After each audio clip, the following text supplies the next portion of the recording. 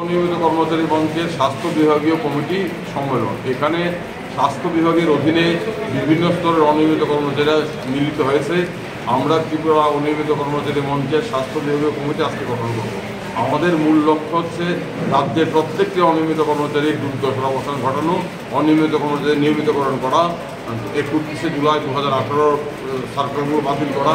আপনারা জানেন 4 জুলাই আমরা এবছর এই রাজ্যের বুকে অনিয়মিত কর্মচারীদের ঐতিহাসিক মিছিল মহাকরণ অভিযান সংগঠিত করেছিলাম। আমরা রাজ্যের মুখ্য সচিবের কাছে আমাদের দাবি দাওয়াগুলো সম্বলিত স্মারকলিপি দিয়েছিলাম। মুখ্য সচিবের সাথে আমাদের আন্তরিক আলোচনা হয়েছে। মুখ্য সচিব আমাদেরকে আশ্বাস দিয়েছেন যে আমাদের দাবিগুলো পূরণে তিনি ইতিবাচক ভূমিকা পালন করবেন, ইতিবাচক পদক্ষেপ তিনি আশ্বাস দিয়েছেন। আমরা আগামী সপ্তাহে মুখ্য সচিবের চিঠিতে জানতে চাইব আমাদের দাবি দেওয়া পূরণে কতটা কী হলো, কোন জায়গায় বিষয়টা আছে সেটা জানতে চাইব। যদি আমরা সদর্থক উত্তর না পাই তাহলে নভেম্বর ডিসেম্বর মাসে আমরা অনিয়মিত কর্মচারীরা আবার রাজ্যে রাস্তায় নামবো, আন্দোলন করব। আমাদের সামনে আন্দোলন ছাড়া কোনো বিকল্প নেই। সেই লক্ষ্যেই আমরা সংগঠন শক্তিশালী করছি।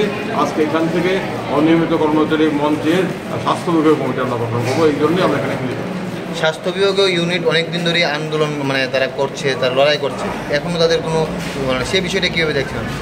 আন্দোলন হয়েছে, আন্দোলনের ফলে কিছু দাবি আদায় হচ্ছে, আরও জোরদার আন্দোলন করতে হবে।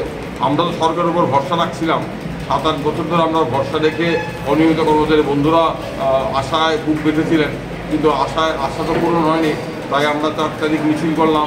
মুখ্য সচিব আন্তরিকভাবে বললেন আমাদের দাবি দেওয়াগুলো তিনি ইতিবাচক দৃষ্টিকোণ থেকে বিবেচনা করবেন। আমরা মুখ্য সচিব আশ্বাসে বিশ্বাস করে অপেক্ষা করছি। আমরা এই পুজো অব্দি অপেক্ষা করবো। তারপর যদি কোনো ইতিবাচক সাড়া আমরা না পাই তাহলে আমরা আবার আন্দোলনে নামব।